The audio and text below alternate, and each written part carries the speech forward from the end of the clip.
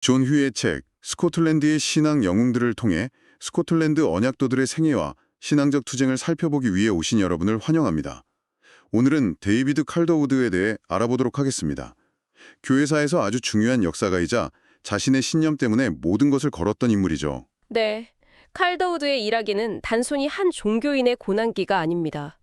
오늘 우리가 살펴볼 자료들을 통해 보면 그의 삶은 국가라는 거대한 권력과 개인의 신념이 충돌할 때 어떤 일이 벌어지는지를 생생하게 보여주는 하나의 거대한 드라마와도 같아요. 아, 드라마라는 표현이 와닿네요. 특히 그가 어떻게 말과 글로 자신의 신념을 지켜냈는지 그 논리의 힘에 주목해보면 아주 흥미로울 겁니다. 맞아요. 폭력이 아닌 논리와 기록으로 맞선 인물이라는 점이 정말 인상 깊습니다. 그럼 칼더우드가 어떻게 역사의 무대 중심으로 걸어 나오게 됐는지 그의 초기 사역부터 차근차근 따라가 보죠. 처음부터 대단한 인물이었나요? 기록을 보면 처음부터 아주 유능한 목회자였던 것 같아요. 제드버러 근처 크레일링이라는 곳에서 목회를 시작했는데 지혜와 열정이 대단해서 많은 사람들을 신앙으로 이끌었다고 합니다. 아, 그랬군요. 당시 기록에 현명한 추수꾼처럼 많은 곡식단을 하나님의 곡간으로 드렸다는 비유가 나올 정도였으니까요. 와, 대단한 칭찬이네요. 네, 조용히 목회만 했다면 아마 평생 존경받으면서 편안하게 살았을지도 모릅니다. 그런데 그가 살던 시대가 그걸 허락하지 않았군요. 당시 스코틀랜드 교회의 상황이 어땠길래 이 성실한 목회자가 투사의 길을 걷게 된 건가요? 당시 스코틀랜드 교회는 거대한 변화의 소용돌이 속에 있었습니다. 제임스 왕이 감독제를 강하게 밀어붙이고 있었거든요. 감독제요? 네, 감독제는 왕이 임명한 주교가 교회를 다스리는 제도인데 이건 사실상 교회를 왕의 통제 아래 두려는 시도였습니다.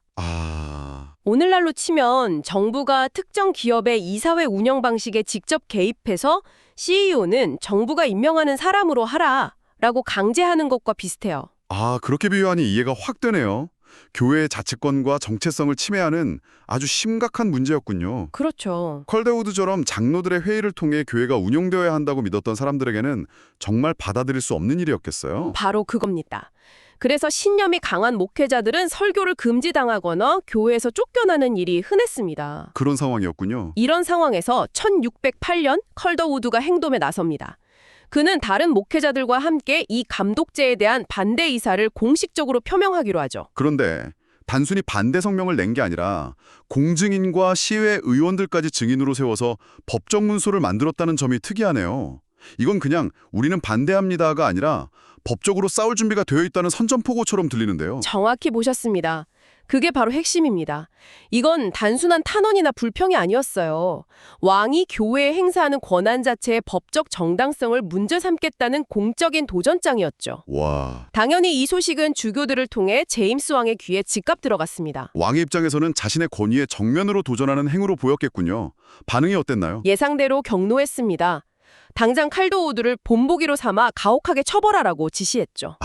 하지만 운 좋게도 지역의 유력자인 로디안 백작이 중재에 나서서 처벌이 자기 교구 안에만 머물러야 하는 가택연금 수준으로 완화되었습니다. 가택연금으로 끝났다면 그냥 소신 있는 목회자 정도로만 역사에 남았을 텐데 왕의 입장에서는 이걸 그냥 넘어갈 수가 없었겠군요. 맞습니다. 결국 이 사건이 더 큰 충돌의 서막이 된 셈이네요. 네, 제임스 왕은 왕권 신수설, 그러니까 왕의 권력은 신에게서 직접 받은 것이므로 절대적이라는 믿음에 거의 편집증적으로 집착했던 인물입니다. 그렇죠. 자신의 권위에 흠집을 내는 행위는 절대 용납할 수 없었죠. 결국 칼더우드는 세인트 앤드루스에서 열린 고위 종교 재판 법정으로 소환됩니다. 드디어 그리고 그 재판정에는 왕이 직접 재판관으로 앉아 있었습니다. 왕과 시골 목사의 직접적인 대면이라니. 정말 영화 같은 장면이네요. 법정 분위기가 어땠을지 상상만 해도 숨이 막힙니다. 어떤 대화가 오고 갔나요? 기록을 보면 아주 팽팽한 긴장감이 느껴집니다. 왕이 먼저 물어요. 무엇 때문에 항의했는가? 네, 칼더우드가 답하죠. 그 조항이 저희의 총회를 폐지하기 때문입니다. 여기서 총회는 장로교회 최고 의결기구인데 왕의 조치가 사실상 교회의 자치권을 무력화시킨다고 본 거군요. 네, 맞습니다. 왕은 계속 그를 몰아붙였겠죠.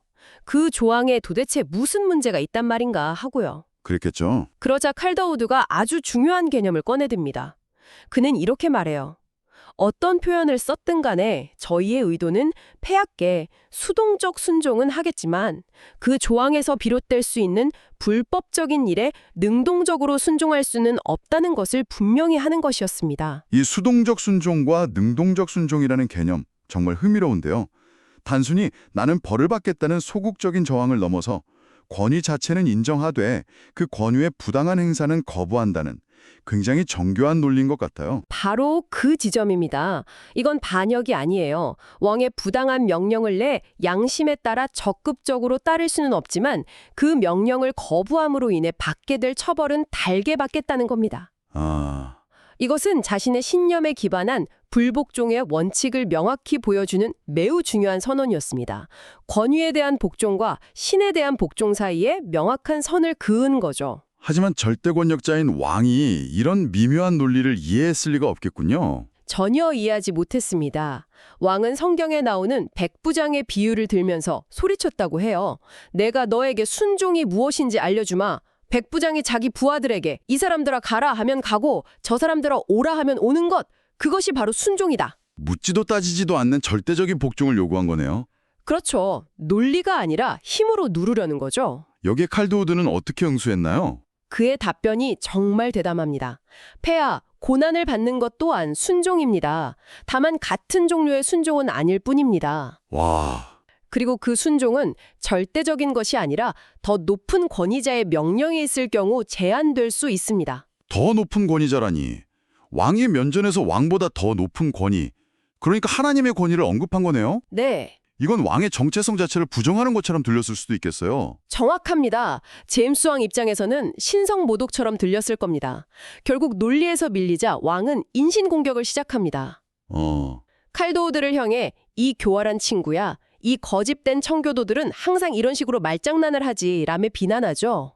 칼도우드의 논리를 반박할 수 없으니 그의 인격을 공격하는 방식으로 나온 거군요. 네, 맞습니다. 두 개의 다른 세계관이 정면으로 충돌하는 장면이에요. 한쪽은 왕의 절대 권력을 주장하고 다른 한쪽은 세상의 모든 권위는 하나님의 권위 아래에 있다고 주장하고 있으니까요. 재판의 결과는 어떻게 됐나요? 잠시 법정 밖으로 나갔다가 다시 불려 들어온 칼더우드에게 최후 통첩이 내려집니다. 정해진 기한까지 수능하겠다고 약속하지 않으면 파면될 것이라는 통보였죠. 네. 그때 칼더우드가 주교들에게 몇 마디만 하게 해달라고 요청합니다. 그리고 이 재판의 근본적인 문제를 찌르는 발언을 하죠. 어떤 발언이었나요? 그는 이렇게 말합니다. 당신들은 이 고위 종교 재판 법정에서 나를 파면할 수 없습니다. 당신들의 권한은 폐하의 위임에서 비롯된 것인데 폐하께서 스스로에게 없다고 주장하시는 권한을 당신들에게 위임할 수는 없기 때문입니다.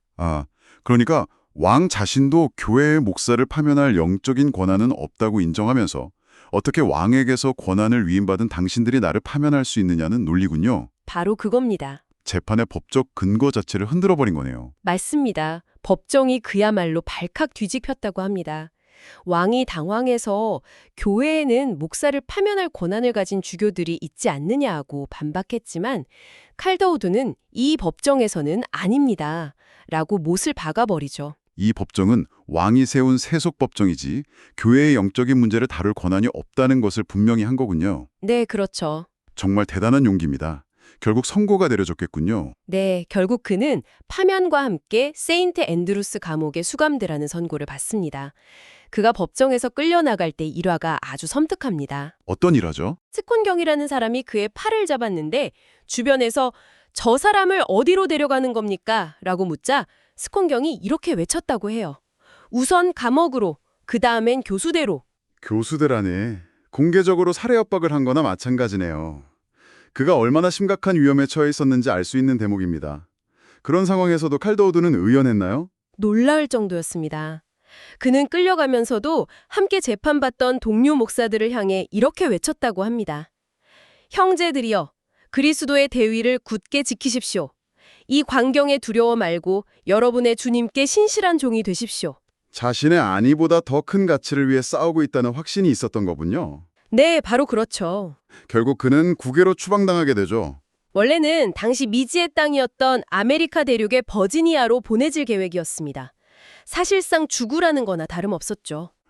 하지만 많은 사람들이 탄원서를 제출한 덕분에 국외 추방으로 감형되어 네덜란드로 망명길에 오르게 됩니다. 네덜란드로요? 그런데 추방 직전 그가 겨울 날씨와 밀린 봉급 문제 때문에 출발을 조금만 늦춰달라고 왕에게 간청했습니다. 왕이 그 정도의 아량은 베풀어주지 않았을까요? 왕의 대답은 정말 충격적입니다.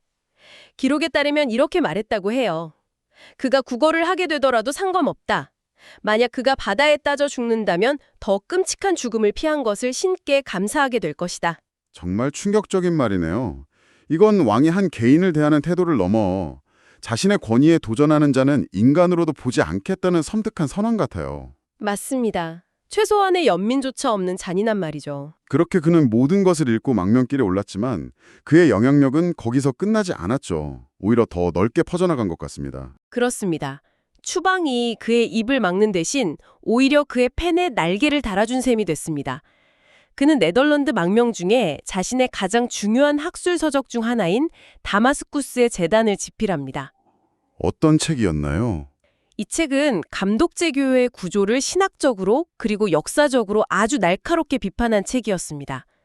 이게 유럽 전역에 개혁파 교회에 엄청난 영향을 미쳤어요. 아, 정말요? 네, 왕의 압력 때문에 신앙의 길에서 흔들리던 많은 사람들에게 우리가 왜 저항해야 하는가에 대한 강력한 신학적, 논리적 근거를 제공해 준 거죠. 칼더우드는 더 이상 스코틀랜드의 한 목회자가 아니라 유럽 전체의 종교개혁 사상에 영향을 미치는 인물이 된 거군요. 바로 그렇습니다.